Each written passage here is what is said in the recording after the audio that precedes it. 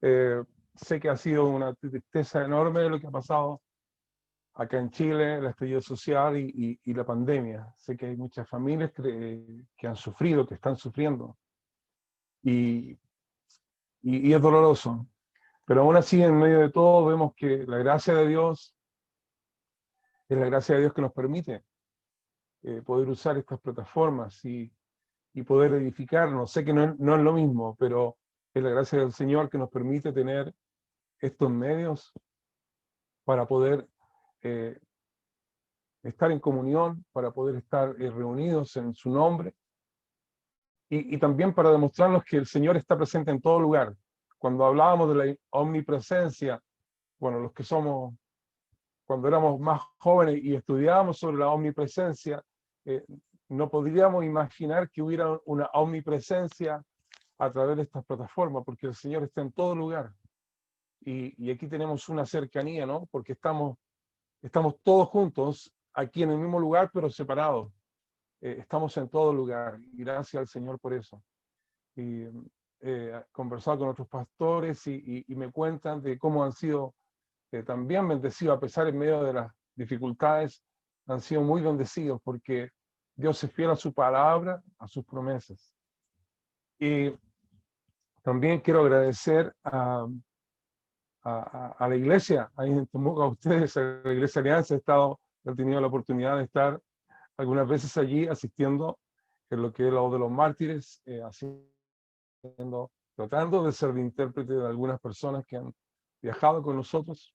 Y también el Señor me ha honrado con la oportunidad de poder apoyar este gran ministerio de nuestro hermano Marcelo, que ha sido usado enormemente en Chile para establecer entonces el Ministerio de la Voz de los Mártires, del cual pertenezco desde sus inicios, apoyándolo en el directorio, y nosotros no hacemos absolutamente nada más que juntarnos en las reuniones, revisar toda la documentación, responder a todos los requisitos legales que por supuesto acá en Chile se requieren de las ONG.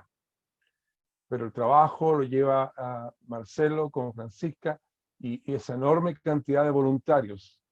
Y yo creo que la oficina debería estar en Temuco. No lo digo así para ser condescendiente con ustedes, pero desde sus comienzos Temuco ha sido una ciudad que ha apoyado enormemente al ministerio. Y era mi plan cuando regresé de Nueva Zelanda, vivir en Temuco, pero mi esposa solamente tenía más relaciones acá y tenía que pensar también cómo ella iba a ser contenida en sus relaciones con personas que conocía ya de años. Así que aquí estamos. Eh, Todos los talleres de la teología de la persecución se acabaron. Llegó el estallido social, me pilló en Concepción, y después cuando íbamos ya despegando otra vez, vino la pandemia. Pero bueno, la voluntad de Dios es perfecta. Así es que para mí es una bendición estar compartiendo hoy con ustedes. Y ahora tengo que hacer estoy tratando de achicar la pantalla acá. No soy muy experto, pero yo sé que me van a seguir viendo para ver mis notas. Eh, Quisiera, he tenido, he estado orando, he estado, y, y yo sé que vamos a hablar de la iglesia perseguida, pero quiero que vayamos por otro ángulo en esta mañana. Creo que vamos a orar primero, ¿sí? Padre, te damos gracias, y en esta mañana, Señor, junto a nuestros hermanos, nos sujetamos a tu Espíritu Santo, y pedimos, Dios, de que tú nos guíes, que tu palabra nos hable. Señor, rogamos de ti que venga tu palabra a nuestras vidas. Prepáranos, Señor, como iglesia de Occidente para la persecución. Y sea tu Espíritu Santo guiándonos para enseñarnos cómo resistir la persecución. ¿Cuál va a ser nuestra posición o cuál tiene que ser nuestra posición en medio de esta persecución? Padre, hablamos confiadamente, no por nuestras capacidades, sino que por tu gracia y por tu Espíritu Santo que nos permite, Señor, estar en este lugar, a través de esta señal, compartiendo de tu palabra. Te damos la gracia en el nombre de Jesús. Amén. Es una gran bendición estar acá con ustedes, hermanos, en esta mañana. Y si pudiéramos hablar de un título, preparando la iglesia del Occidente para la persecución. Gracias al Señor, a través de la voz de los mártires, las iglesias acá en Chile tienen mucha información de lo que está sucediendo con nuestra familia de la fe en esos lugares. Y también me cuesta un poco hablar de preparar la iglesia del Occidente para la persecución, porque es como que implícitamente estuviera diciendo de que no está perseguida. Y de alguna manera me traiciono en mis enseñanzas porque yo creo que toda la iglesia está perseguida. En Hebreos 13 nos recuerda y nos dice como que si nosotros estamos allí también perseguidos. Y eso es por el hecho de que pertenecemos a esta iglesia universal y de la que nosotros formamos parte. Diferente es que estemos sintiendo el dolor. Y no quiero entrar en causas filosóficas allí, pero nosotros sí estamos siendo perseguidos. Si la iglesia está perseguida en Oriente, la iglesia de Occidente está perseguida. Quiero que vayamos al libro de Juan, en Juan capítulo 15, versículo 20. Juan capítulo 15, versículo 20, lo voy a leer. Sé que el tiempo apremia siempre. Entonces dice, acordaos de la palabra, Juan 15, 20, que yo os he dicho, el siervo no es mayor que su Señor. Si a mí me han perseguido, también a vosotros os perseguirán. Amén. Quiero dar un poco de contexto, ¿no? Siempre he enseñado que los capítulos 13 de Juan al 17 son los capítulos donde el Señor va directamente a sus discípulos, está preparando directamente a sus discípulos, nos está hablando directamente a nosotros. Y el capítulo 15 está en medio, ¿no? Está el 13, 14, el 15 en el medio, 16 y 17. Y déjenme hacer un poco de contexto con los otros capítulos, aún empezando con Juan 12, 27. Juan 12, 27 dice, ahora está turbada mi alma, ¿y qué diré? Padre, sálvame de esta hora, más para esto he llegado hasta ahora. En el 13:1 dice, antes de la fiesta de la Pascua, sabiendo Jesús que su hora había llegado para que pasase de este mundo al Padre, como había amado a los suyos que estaban en el mundo, los amó hasta el fin. Hay otra versión que dice, los amó hasta el extremo. Entonces, introducimos ya el tema en que en el 12:27, sí, el Señor está angustiado. Recordemos que Él es totalmente hombre y sabía que iba a ir a la cruz, pero iba a sufrir. Estaba angustiado, pero también tenía la convicción de que para esa hora había llegado. Y nótense ahí, perdón, vuelvan al 27 y vean esa palabra específica que dice, mas para esto he llegado a esta hora. Y es una palabra, una frase que espero que quede grabada en su corazón, o lo anotan. Después le voy a decir por qué. En el 13:1 dice, bueno, entonces los amó hasta el fin, los amó hasta el extremo. Eso es totalmente. Ahora, tal vez usted ha conocido la experiencia de alguien que tiene una familia grande y que en esa familia alguien se va a morir por causa del cáncer o que se ha muerto por causa del cáncer. Como pastor tuve que acompañar a dos hermanas, una hermana anciana, líder, muy poderosa en el Señor, amante de Jesús, que hasta el último minuto quiso estar adorando al Señor y que se fue con una sonrisa en sus labios. Y también con una jovencita de 21 años que 22 años, en 21 días del diagnóstico partió a la presencia del Señor y tuvo la oportunidad de estar ahí con su esposo y algunos hermanos tomando su mano hasta el último suspiro. Pero lo que ella más tenía al pesar en su corazón, a pesar que tenía una fe absoluta, escribió a la iglesia antes de partir para que se leyera la carta de la iglesia era el hecho de que estaba dejando a su hijo. Igual la hermana anciana tenía hijos, tenía nietos. Y traigo esto como una ilustración para poder también dar un sentido de cuál es el contexto emocional que está ocurriendo esto. A veces las palabras no nos permiten captar algo más, pero si vamos más adentro, vemos que hay emociones que están moviéndose, ¿no? En Juan 13:33 el Señor dice, hijitos, aún estaré con vosotros un poco, porque él sabe que va a partir. Y también en otra versión dice, mis queridos hijos. El Señor tiene un lenguaje muy cercano, muy de corazón. Jesús ya no estaba caminando junto a los discípulos, sanando a enfermos, ya no estaba recorriendo con ellos en las aldeas, haciendo su milagro, había acabado las campañas de evangelismo, se había acabado todas las actividades. Él sabía que su partida estaba cerca, pero a pesar de tener su alma turbada, tenía plena conciencia del propósito de su partida. Y este es el contexto emocional que da comienzo a una consejería, yo le llamo una consejería intensiva para sus discípulos, porque él sabía que sus discípulos iban a ser perseguidos y él necesitaba depositar en ellos estas palabras sólidas. A pesar de estar Jesús cercano a un momento de extremo dolor, su corazón estaba enfocado en sus discípulos y en la extensión del reino de Dios a pesar de la persecución.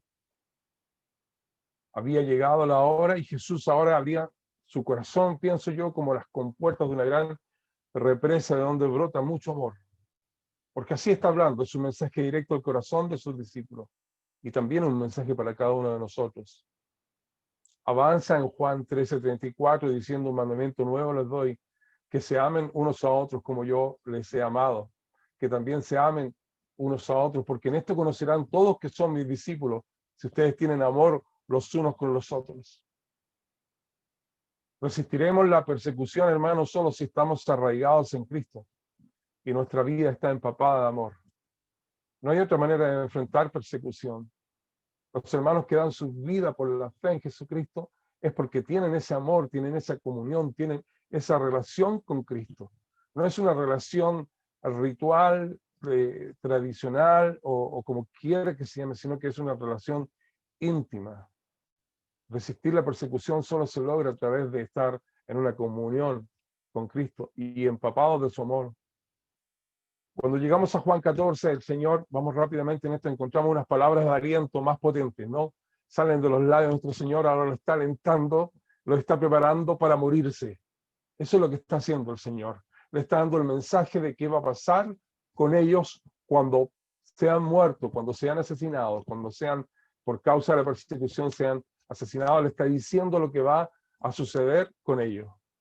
No está hablando, no está dando un discurso de escatología, viendo a largo plazo, sino que está preparando a este grupo de discípulos que sufrirían persecución. Entonces encontramos las palabras de aliento más potentes y salen de la boca de nuestro Señor, porque Él sabe que frente al miedo de la muerte, los seres humanos tiemblan o se angustian, tienen preocupación de qué va a pasar, pero Él les dice, no se turben, y en otra versión dice, no se angustien, confíen en Dios y confíen también en mí. ¿Se dan cuenta cómo está poniendo en la mente de estos discípulos una actitud de confianza? Porque el Señor sabe que van a ser perseguidos y por causa de la persecución sus vidas van a ser derramadas, su sangre va a ser derramada. Y refuerza luego no solamente lo que va a pasar con él, sino que refuerza enormemente, estas palabras son poderosas porque cuando él declara, el Señor da las palabras de seguridad con sus 3 declaraciones potentes. ¿Y cuáles son? En el versículo 6, fíjese lo que dice. Dice, yo soy el camino y la verdad y la vida. Más adelante en el 27 dice, la paz os dejo, mi paz os doy. Yo no la doy como el mundo la da. No se turbe vuestro corazón ni tenga miedo. En el 16:33 también va a decir, va a reforzar el consejo y dice, estas cosas os he hablado para que en mí tengáis paz. En el mundo van a tener aflicción, pero confíen, yo he vencido al mundo. En el mundo van a tener persecución. Ese es el contexto, hermano. Estas no son palabras que se dan para pueden ser usadas. Obviamente el Señor nos anima con su palabra en nuestras circunstancias humanas, o por nuestros errores o por nuestros horrores cuando sufrimos. Pero básicamente el contexto es que el Señor está preparando a sus discípulos para la persecución. Entonces, para llevar el fruto en medio de la persecución, la visión debe estar empoderada de coraje. Y eso es lo que el Señor le está dando. Le está dando valor, le está dando arrojo, porque la confianza debe estar siempre centrada en las palabras de Jesús. Por eso que de alguna manera el Señor es de alguna manera autorreferente. Está hablando de quién yo soy. El Señor está hablando con congoja, pero el Señor le está diciendo a los discípulos, miren quién yo soy. Y entonces, en esa mentalidad, el Señor aparece con el yo soy de Juan 15. Entonces, cuando le dicen que en Juan 15, yo soy la vid verdadera. Y aquí lo que está haciendo el Señor no le está hablando de lo que va a pasar en su morada en el cielo, sino que lo está atrayendo hacia él. Está usando esta imagen de esta vid. La vid es una planta vivaz y trepadora de la familia de las vitáceas, como dice Reina Valera. No tiene vástago muy largo, flexible y nudoso. ¿Y qué son los pámpanos? Bueno, es el sarmiento verde, la rama tierna y flexible. Eso es. Pero el Señor, perdona, un paréntesis, acá en casa yo tengo un parrón, una vid, y me he dado cuenta que cuando comienzan a crecer, ¿no? Los pámpanos van paraditos hacia arriba, pero ya cuando empiezan a las flores a tomar aumento y peso y los frutos ya comienzan a aparecer, se doblan y descansan sobre la estructura de madera. Pero cuando tienen mucho más frutos ya se inclinan. Y esto es como que al crecer siempre vamos a estar dependiendo del Señor, ¿no? Y los frutos tienen que obligarnos a ser más humildes. Eso es como un paréntesis. No quiero distraerlos mucho. Yo creo que los discípulos cuando escuchan al Señor decir que Él es la vid, yo creo que algo pasa en ellos. Algo sucede en ellos porque como judíos ellos comprendían bien el tema de la viña. Y como buenos judíos estaban entonces acostumbrados a escuchar y a leer el rollo de Isaías. Y en el rollo de Isaías dice, ahora cantaré por mi amado, el cantar de mi amado a su viña. ¿Y qué es lo que dice? Tenía mi amado una viña en una ladera fértil, la había cercado, despedregado y plantado de vides escogidas, había edificado en medio de ella una torre y hecho también en ella un lagar y esperaba que diese uvas y dio uvas silvestres. Entonces no había una buena imagen. También de seguro que todos los discípulos habían crecido escuchando la canción del Salmo 80 que dice, hiciste venir una vid de Egipto, ¿no? Israel, echaste las naciones y las plantaste, limpiaste sitio delante de ella. Y echaste las naciones, limpiaste sitio delante de ella, hiciste arraigar sus raíces y plantaste. Perdón, estoy tratando de leer, dice, y llenó la tierra, los montes fueron cubiertos de su sombra, y con sus sarmientos los cedros, extendió sus vástagos hasta el mar, creció, y hasta el río sus renuevos, es decir, cruzaron fronteras, pero luego viene diciendo, ¿por qué aportillaste sus vallados y la vendimian todos los que pasan por el camino? La destroza el puerco montés, y la bestia del campo la devora. Oh Dios de los ejércitos, dice, vuelve ahora, mira desde el cielo y considera y visita esta viña, la planta que plantó tu diestra y el renuevo que para ti afirmaste. Israel había fracasado como la vid que Dios quería. Y entonces el Señor está usando ahora esta imagen. El Señor está diciendo que Él es la viña de Dios, que Él es la vid. Y el Señor conocía muy bien lo que significaba esta palabra para los judíos, y así enseñaba el Señor siempre. Y con su declaración diciendo que Él es la vid verdadera, comienza a poner nuevos fundamentos. Le está entregando una confianza ahora diferente, le está hablando de un nuevo pacto, un pueblo que está redimido, va a ser redimido por su sangre, un pueblo que va a ser adquirido por el precio de su sangre, pero que se va a esparcir también por toda la tierra con los pámpanos llenos de fruto. Y esto es lo que Jesús comienza a introducir en su mente y corazones. Y Jesús dispone su vida entonces como una vid para que sus discípulos sean como los pámpanos que llevarán mucho fruto, pero a pesar de la persecución. Porque acuérdense, estamos introduciendo esto en Juan 15. Cuando él dice Jesús es la vid verdadera, dice que él continúa dirigiendo a los discípulos hacia su persona, a la exclusividad de Cristo. Y la única manera de prepararse para la persecución, vivir en persecución, es estando dependiendo totalmente de Cristo. Por eso que él dice el yo soy. El Señor en Juan nos muestra que aquí en el capítulo, desde el capítulo 6 del Evangelio de Juan, entonces nos habla que Él es el yo soy. Es yo soy el pan y la vida, yo soy la luz del mundo, yo soy la puerta, el buen pastor, la resurrección y la vida, el camino, la verdad y la vida, la vid verdadera. Eso quiere decir que fructificaremos por efecto del Espíritu Santo en nosotros. Estamos apegados a Él. Jesús es autorreferente y reclama exclusividad de sus discípulos hacia Él. ¿Y por qué hace esto? ¿Por qué esta enseñanza es tan directa, es tan sólida?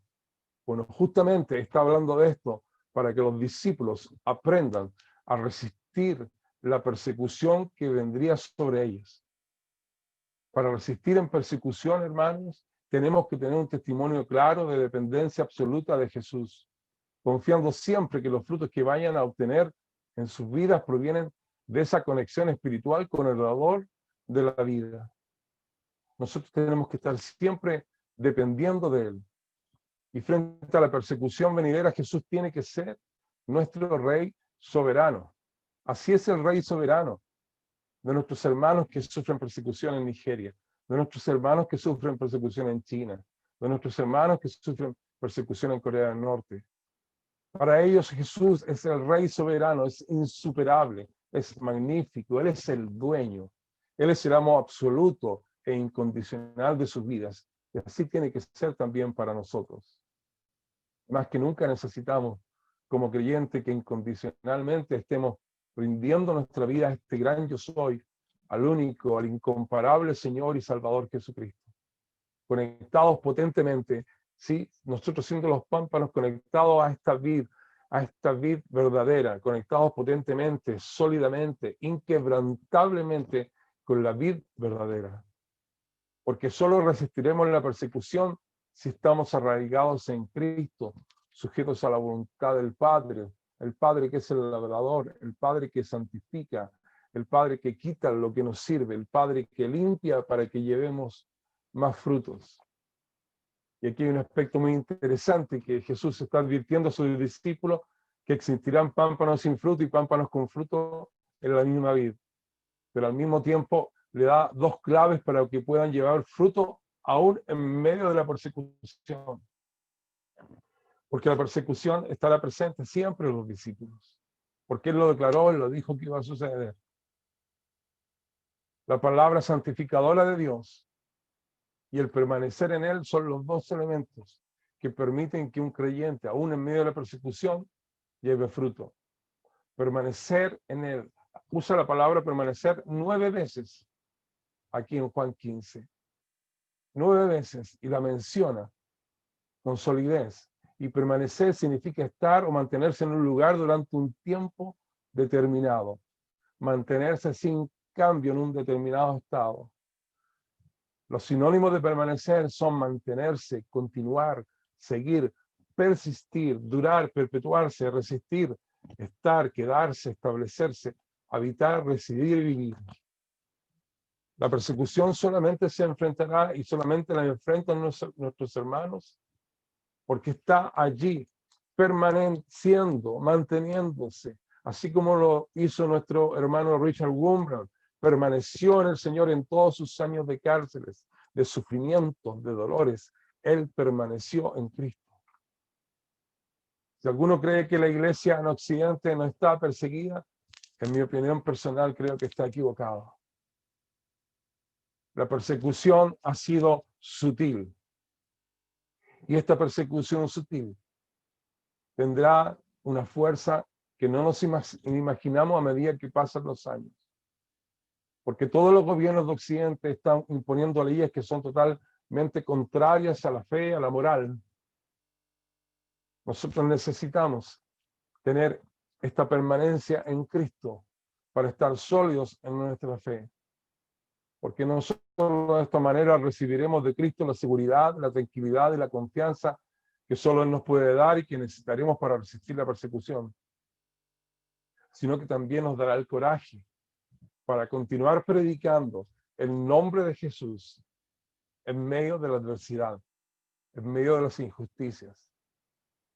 Y allí es cuando nos llevamos, tenemos que también no solamente estar pensando en los frutos, sino que por sobre todas las cosas debemos asegurarnos a tener una permanente comunión con Él.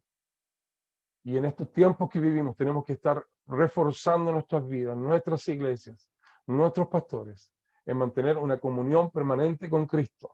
Porque el diablo está desafiando a la iglesia por muchos ángulos. En las sutilezas la está desafiando. Y la iglesia está siendo confundida de dónde tiene su pertenencia. La iglesia está en Cristo, en la vid verdadera.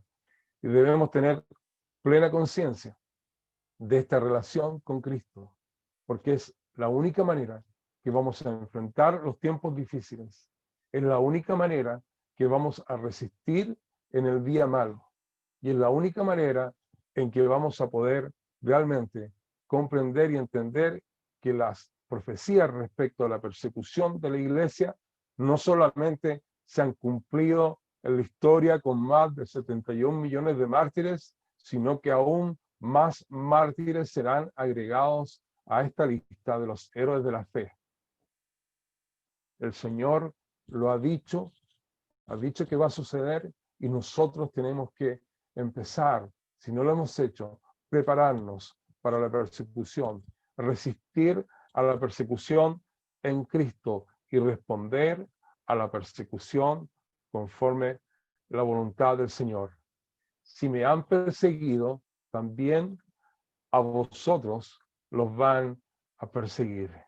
Si persiguieron al Señor, también a nosotros nos van a perseguir. Espero que la palabra del Señor haya llegado a sus corazones y les animo a meditar un poco más en estos pasajes y también a meditar en el hecho de que sí, hay persecución. Hay persecución. Amén. El Señor les bendiga, amados. Amén.